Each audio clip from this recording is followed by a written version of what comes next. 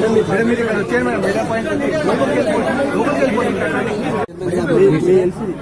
हमारे finance minister थे साहब काफी डिपार्टमेंट के साथ अब जो हो गया वाकया अल्लाह का शुक्र है, किसी की जान नहीं गई, नुकसान यकीनन हुआ है, हमको बहुत दुख है उसका।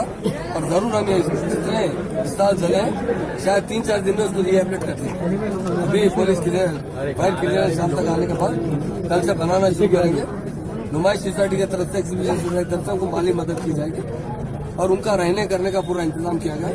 3-4 कमेटी डाली गई कि ये फर्स्ट कमेटी का इंतजाम ये है कि उन लोगों को किस तरह 2-3 दिन तक जिस तरह रहना, खाना पीने का इंतजाम एग्जीबिशन सोसाइटी से किया जा रहा है।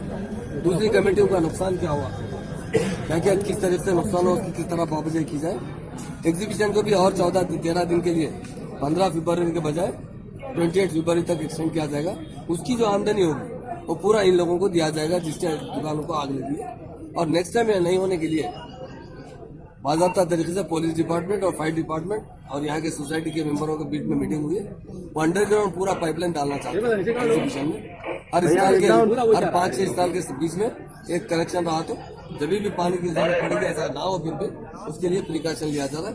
और होता ही है, बहुत अदर स्टेट से जो स्टॉल डालते हैं लोग वो अपनी फैमिली के साथ आ जाते हैं और स्टॉल के नीचे ही बैठ के पकाना शुरू करते हैं।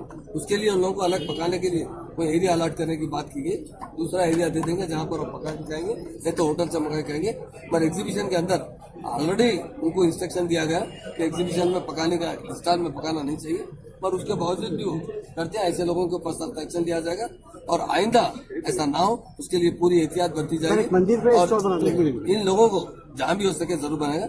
इन लोगों को रिहेबिलिट करने के लिए जल्द से जल्द इंशाल्लाह 4-5 दिन में, अगर एक हफ्ते में आने वालों को पता नहीं चलेगा कि एग्जीबिशन में आग भी लगी थी, उतनी तेजी से काम करते हैं, उनको फिर से रिहेबिलिट किया जाएगा ताकि उनका रोजगार के लिए अदर स्टेट से भी आए हुए लोग उन लोगों को जीने के लिए वो लोग आए।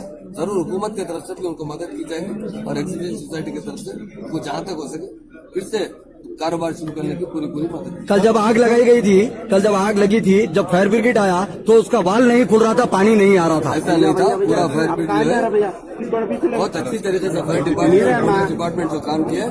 अगर ये हमारे हैदराबाद में हुआ ये हादसा अगर किसी अदर स्टेट में होता तो आप कहते थे कितने लोगों की जान चली जाती।